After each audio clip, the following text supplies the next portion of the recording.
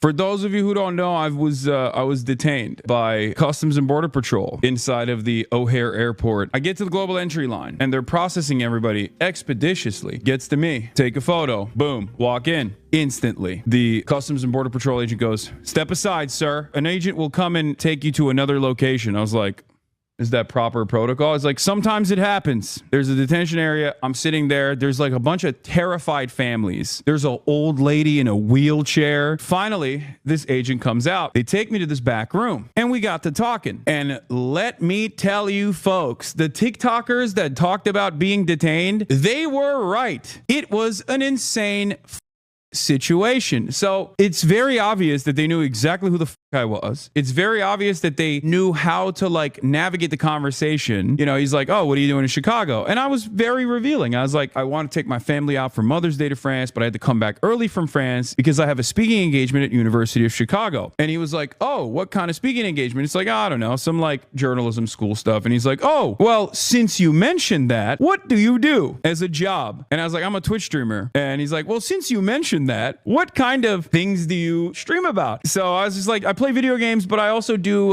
current events sometimes." And he's like, "Since you mentioned that, do you talk about the news?" And I was like, "Yeah, I talk about the news." "So when you talk about the news, do you talk about the war?" And I was like, "What do you mean by that?" He's like, "Do you talk about Trump?" And that was the first time where I was like, what the is this question? Like, I literally straight up told him, I was like, "Why are you asking me this?"